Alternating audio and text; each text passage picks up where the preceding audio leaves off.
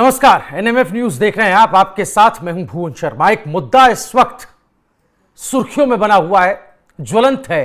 यह मुद्दा उत्तराखंड देवभूमि से जुड़ा हुआ है, जहां पर डेमोग्राफी चेंज की बहस इस वक्त एक सिरे से शुरू हो गई है, क्योंकि एक आंकड़ा सामने आया, एक लिस्ट सामने आई जिसने सभी को चौंका दिया है। एक दो नहीं, दर्जन भर नहीं, 2 दर्जन से ज्यादा ऐसे गांव जहां 2011 के बाद से अब तक बेतहाशा बढ़ोतरी मुस्लिम आबादी में। और खबर सिर्फ इतनी नहीं कि मुस्लिम आबादी बढ़ी है, हमने आपको अपनी पिछली वीडियोस में दिखाया भी कि कैसे हिंदू अल्पसंख्यक होता चला गया। तो क्या कोई साजिश, कोई षड्यंत्र के तहत यह हुआ है? अगर हुआ है, कौन जिम्मेदार है? यह बड़ा सवाल है। आइए एक लिस्ट दिखा देते हैं सबसे पहले आपको। यह लिस्ट आप स्क्रीन पर देख पा रहे हैं, सिलसिलेवार तरीके से उन गांव के नाम है, उन क्षेत्रों के नाम है, और वहां की जो आबादी है, हिंदू मुस्लिम आबादी, आप तुलना कर सकते हैं कि पहले कितनी थी और मौजूदा दौर में, मौजूदा वक्त में आबादी में कितना बदलाव आया है। इसीलिए इन्हीं आंकड़ों को आधार बनाकर हम भी सवाल पूछ रहे हैं कि इन हालातों का जिम्मेदार कौन है और उत्तराखंड को कहां ले जाने की कोशिश हो रही है। क्या असम दोहराया जा रहा है उत्तराखंड में? संभल में जो अभी जांच रिपोर्ट आई थी, क्या कुछ वैसा ही उत्तराखंड में भी होने जा रहा है? और सरकार इसको लेकर क्या कर रही है? कई तरह के सवाल हैं, और इन्हीं सवालों पर बात करने के लिए हमारे साथ राकेश उत्तराखंडी जी हैं, जो कि रुद्र सेना देवभूमि उत्तराखंड के संस्थापक हैं और ऐसे मामलों पर मुखर प्रखर होकर के आपने सोशल मीडिया पर इन्हें देखा होगा, आवाज बुलंद करते रहते हैं। राकेश जी, मैं आपके पास आऊंगा, लेकिन उत्तराखंड के मुख्यमंत्री पुष्कर सिंह धामी ने इस पर क्या कुछ कहा है, आइए ग्राफिक्स के जरिए सिलसिलेवार तरीके से देख लेते हैं। वो कहते हैं कि डेमोग्राफी सरकार का जो मूल स्वरूप वापस लाने की हम जो है सरकार काम कर रही है, उत्तराखंड का मूल स्वरूप वापस लाने की, और ऐसे अधिकारियों को चिन्हित कर रही है जिन्होंने डेमोग्राफी बदलने में अहम भूमिका निभाई। इसके अलावा एक बड़ी बात कही है, सत्यापन के लिए जो गृह विभाग है उत्तराखंड का, उसको ऐप बनाने के निर्देश दिए। अब ये ऐप मतलब एप्लीकेशन है, और इस एप्लीकेशन में क्या क्या होगा, ये एप्लीकेशन को लेकर और क्या क्या बातें हुई हैं, इस बारे में अपने दर्शकों को आके बताएंगे। लेकिन राकेश जी, सबसे पहला रिएक्शन चाहिए आपका, क्योंकि आप जिस धरा से आते हैं वो महासु देवता की धरती है। उत्तराखंड अपने आप में पूरी देवभूमि है, सब उसको नमन करते हैं, दूर दराज से लोग वहां भगवान के दर्शन के लिए, आशीर्वाद के लिए आते हैं। लेकिन वहां के आबो हवा में एक साजिश की जो बू आ रही है, इसे कैसे देख रहे हैं आप? सबसे पहले तो मैं एनएमएफ न्यूज का बहुत बहुत धन्यवाद करता हूं। मैं राकेश उत्तराखंडी, संस्थापक रुद्र सेना देवभूमि उत्तराखंड। हम जन जंगल जमीन और धर्म राष्ट्र के लिए प्रदेश के अंदर लंबे समय से काम कर रहे हैं। प्रदेश के अंदर 2000 की यदि बात करें तो मात्र 1 लाख जनसंख्या मुस्लिम समुदाय की थी, जो कि आज 29 लाख के करीब शायद लगभग हो चुकी है। और मात्र 20 वर्ष 24 वर्ष की 24 वर्ष के अंतराल में ये हो गया है। दूसरी बात यह है कि यदि ये इतने लाखों बड़े हैं तो आए कहां से? आखिर इतने लंबे समय में, या छोटा समय कहें, ये आए कहां से? मैं आपको बताता हूं सिलसिला वाला। 9 नवंबर 2000 को उत्तराखंड अलग हुआ, तत्पश्चात उत्तराखंड के अंदर जनसंख्या कम थी, लेकिन उत्तर प्रदेश में रोजगार की स्थिति कम थी। और उत्तर प्रदेश, उत्तराखंड एक छोटा प्रदेश था, तो यहाँ पे विकास भी अधिक हुआ है, बहुत अच्छा राज्य हुआ है। लेकिन इसके साथ साथ में बाहर के लोग यहाँ पे आ गए हैं, जिसमें बड़ी संख्या में ये काम हुआ है। और मैं आपको बताऊं कि माननीय जी की ये डेमोग्राफी पर जो बात, हमने ये बात रखी थी, लैंड जिहाद की बात आप करोगे तो हमने मदरसा, कई मदरसे सीज कराए। फिर आप उसकी बात करोगे लैंड जिहाद की, तो जितनी भी मजारें थी वो 1000 से अधिक मजारों को हटाया गया है। जो और उसके बाद आप धर्मांतरण कानून, ये मुख्यमंत्री जी ने बहुत अच्छा काम किया है। अब आते हैं डेमोग्राफी पे। डेमोग्राफी में जहां पे हूँ, इस जगह का नाम जीवनगढ़ है जी। और जीवनगढ़ इस लिस्ट में है। आप देखोगे तो ये आंकड़े जो है इकट्ठे होके दिए हैं, इसमें भाई राकेश उत्तराखंडी भी आया होगा। और मैं बताऊं आपको कि पहले मात्र 3 परिवार यहाँ पे रहते थे। उसके बाद 1996 में करीब यहाँ पे 30, 40, 50 परिवार हुए। आज की डेट में आप देखोगे तो हाल बेहाल है। इसी के बगल में हमारे यहाँ पे ढकरानी है, जहाँ 90% जनसंख्या 2000 में हिंदुओं की थी और 10% मुस्लिमों की थी। आज वहां पे स्थिति ये हो गई कि वहां पे 70 से 80% जनसंख्या मुस्लिमों की है और हम मात्र 20% में रह गए हैं। उसी के बाद यहाँ बगल में खुशालपुर है, केदारवाला है, आस पास में पछुआ दून में पूरी तरीके से डेमोग्राफी चेंज हो गई और ये अत्यधिक लोग या उत्तर प्रदेश क्षेत्र से आए हैं या कहीं अन्य जगह से आए हैं। और इन्होंने क्या करा कि प्रधान ग्राम प्रधान की मिलीभगत से अपने परिवार में अपना इनका परिवार चुपचाप से चढ़ा देते हैं कि नहीं हमारे परिवार के लोग हैं, पहले आधार कार्ड में चेंज करेंगे, उसमें केयर ऑफ करते हैं, फिर सोनो अपनी केयर ऑफ करते हैं, फिर एक के नाम में केयर ऑफ करेगा, फिर परिवार की नकल उस पर चढ़ी जाएगी, फिर उसका पिताजी का और मतलब माताजी का नाम उसके बच्चे फिर ऑटोमेटिकली पीछे, फिर बाद में क्या करते हैं विधिवत तरीके से ये राशन कार्ड अलग बना लेते हैं और धीरे धीरे जो है सरकारी जमीनों पे तो कब्जा। इसमें शासन और प्रशासन, ग्राम प्रधान का आपने जिक्र किया, शासन प्रशासन भी पूरा एक तरीके से इसको मिलीभगत कह सकते हैं उस वक्त तत्कालीन मौके पर। ऐसा है कि शासन प्रशासन मिलीभगत नहीं है, लेकिन कुछ भ्रष्ट अधिकारी ऐसे हैं जो पैसा लेकर इनके परिवार रजिस्टर में चढ़ा रही है और इनके कागजात बना रही है। लेकिन दुख की बात यह है कि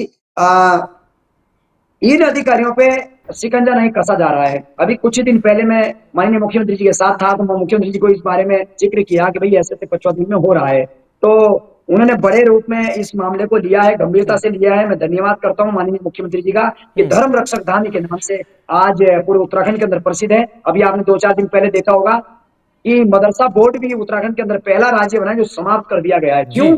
बहुत बड़े बड़े कदम उठाए हैं और मजारों पर जिस तरह से आपने कहा कि जो अवैध मजारें बनाई गई थी जंगलों के अंदर भी, हमने वो तस्वीरें देखी कि कैसे उन जगहों पर जहां इंसान नहीं रहता है वहां पर भी जो है ऐसे स्ट्रक्चर खड़े कर दिए गए थे जिनको खत्म करने का काम, बुलडोजर चलाने का काम हुआ है।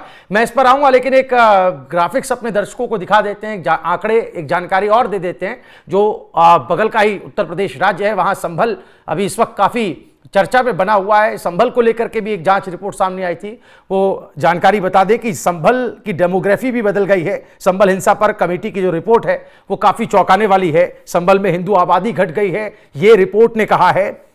ये रिपोर्ट बता रही है कि कैसे जो नगर पालिका क्षेत्र है संभल का, वहां हिंदू आबादी आजादी के वक्त 45% थी, अब ये घटकर 15% रह गई है। सिर्फ संभल ही नहीं, संभल तो एक झांकी हम इसको कह सकते हैं राकेश जी, लेकिन असम हमारे सामने एक बहुत बड़ा उदाहरण है जिसका जिक्र बार बार होगा जब भी डेमोग्राफी चेंज की बात होगी। असम के का सूरत हाल भी देख लेते हैं एक बार कि असम को लेकर के क्या आंकड़े सामने आए। 11 जिले कम से कम ऐसे जहां की डेमोग्राफी में बहुत बड़ा चेंज हुआ है। असम में कम से कम 11 जिलों में हिंदू बहुसंख्यक से अल्पसंख्यक हो चुके हैं। बहुत बड़ा यह आंकड़ा है। 2041 तक राज्य में मुस्लिमों और हिंदुओं की आबादी 50-50 हो सकती है, खुद असम के मुख्यमंत्री का कहना है। तो राकेश जी, ये 2 उदाहरण हमने दिए हैं, कैसे देखते हैं इसे आप? और उत्तराखंड में अगर बदलाव नहीं किया गया, कोई ठोस कदम नहीं उठाया गया, तो क्या तस्वीर बदली नजर आ सकती है हमें, ऐसा लगता है आप? मैं आपको बताऊं जिस क्षेत्र में आता हूं मैं, जौनसार बावर की एक जगह पड़ती है चक्राता, मैं उस क्षेत्र से आता हूं। ये शेड्यूल ट्राइब एक एरिया है जहां पे बाहर के लोग जमीन नहीं खरीद सकते। अब आप देखना कि जो चीजों पे डेमोग्राफी के आज हम चेंज काम कर रहे हैं, ये लोग पहले ही कर चुके हैं। मुस्लिम वन गुज्जर, जो घुमंतु वन गुज्जर नीचे ऊपर आते थे, 1983 में, 1967 में एसटी का दर्जा मिला, 1983 में एनएमएफ न्यूज वहां पे गई थी, 1983 में वो लोग आए और उनके नाम फ्री ऑफ कॉस्ट कांग्रेस सरकार के तब स्वर्गीय गुलाब सिंह जी वहां के विधायक हुआ करते थे, उन्होंने 700 बीघा जमीन बंदोबस्त के तहत इनको फ्री ऑफ कॉस्ट दे दी, इनके नाम लगा दी, जबकि ये वाजिबुल अर्ज, दस्तुरुल अमल, बंदोबस्त अधिनियम, पन्नालाल सेटलमेंट एक्ट, जौनसारी अधिनियम 1967, इन सब के खिलाफ है। उसके बाद उनको फ्री में दे दी। पहले 1996 में डेमोग्राफी ये नहीं है कि 28 गांव है, इसके आगे 28 गांव और हैं जो कि कई जगह अभी आंकड़े सामने नहीं है, कई जगह अल्पसंख्यक हो गए हिंदू, कई होने वाले हैं। तो डेमोग्राफी पछुआ दून की, जो दून देहरादून जिले की मैं बात कर रहा हूँ, पूरी तरीके से बदल चुकी है।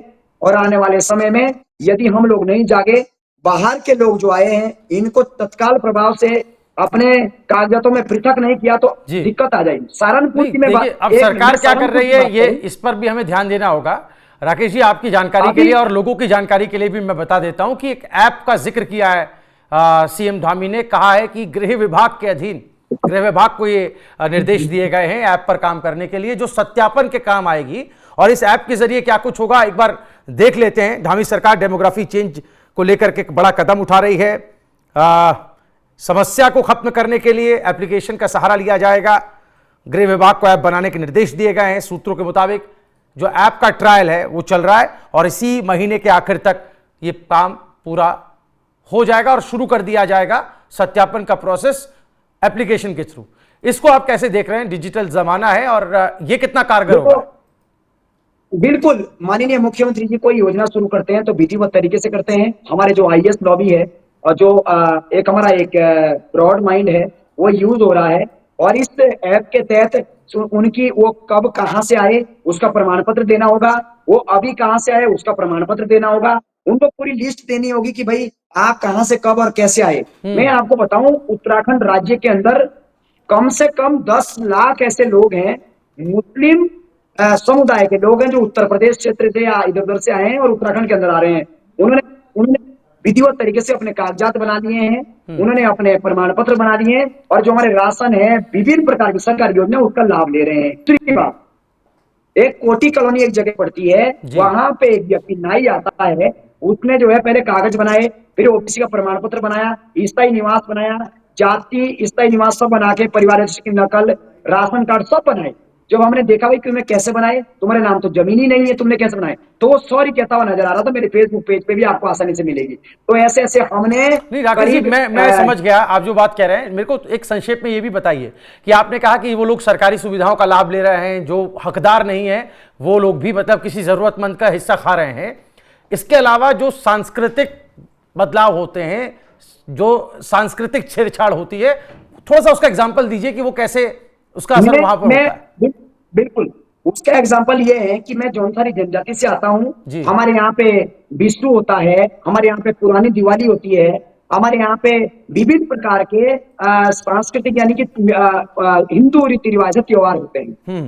अब क्या हुआ 1996 में कोई नहीं था। उसके बाद जैसे ये मुस्लिमों की जनसंख्या वन गुजरों की जनसंख्या बढ़ने लगी तो इन्होंने क्या करा कि वन विभाग की सरकारी जमीन को कब्जा कर वहां पे नमाज पढ़ने लग गए और वहां पे सड़कों पे आने लग गए, ये ईद मनाने लग गए। वहां पे जहाँ के वो है ही नहीं, वहां यहाँ का कोई, वहां मस्जिदें बनाने लग गए, मदरसे बनाने लग गए।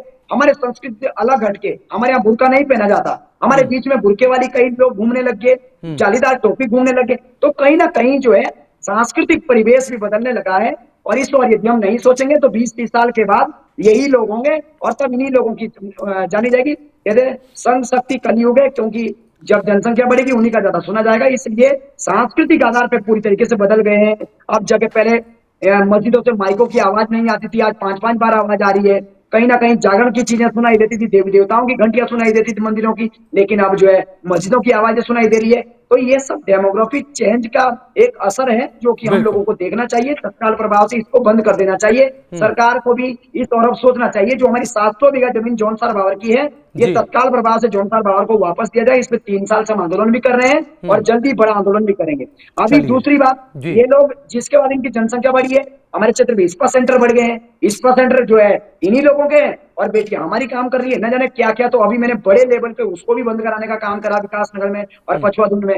तो कुल मिला के नशा तस्करी बढ़ गई है। तो मेरे कहने का मतलब ये है कि हम लोगों को इस और सोचना चाहिए और निश्चित रूप से जो है हम इस पर काम कर रहे हैं। ना सिर्फ फाइलों में, कागजों में इनकी संख्या बढ़ रही है, बल्कि आप कह रहे हैं कि समाज में, संस्कृति में भी प्रदूषण फैल रहा है। कहीं ना कहीं वो भी दूषित हो रही है, जिससे लोग काफी ज्यादा परेशान हैं। जो पहाड़ के रहने वाले लोग हैं, उत्तराखंड के मूल निवासी हैं, वो ज्यादा इससे परेशान हैं। बहुत शुक्रिया राकेश जी आपका, हमें अपना वक्त देने के लिए, इस चर्चा के लिए। जाते जाते हम अपने दर्शकों के सामने कुछ सवाल खड़े करते जा रहे हैं, जिस पर हम उनकी राय लेंगे। सवाल यह कि उत्तराखंड में डेमोग्राफी चेंज की हो रही कोशिश के लिए आप किसे जिम्मेदार मानते हैं? सवाल यह भी है कि क्या उत्तराखंड की संस्कृति को बदलने की सुनियोजित साजिश रची जा रही है? सवाल यह भी कि क्या ये पुराने सरकारों के पाप हैं जिनका खामियाजा अब भुगतना पड़ रहा है? एक सवाल जो आपके सामने मैं ये रख रहा हूं कि लगता है आपको कि असम जैसा सूरत हाल उत्तराखंड में भी बनाने की कोशिश हो रही है? यह सबसे बड़ा सवाल है जिस पर सोशल मीडिया पर बहस छिड़ी हुई है। कमेंट जरूर कीजिएगा। वीडियो पसंद आया हो तो जरूर शेयर कीजिएगा। देखते रहिए NMF न्यूज।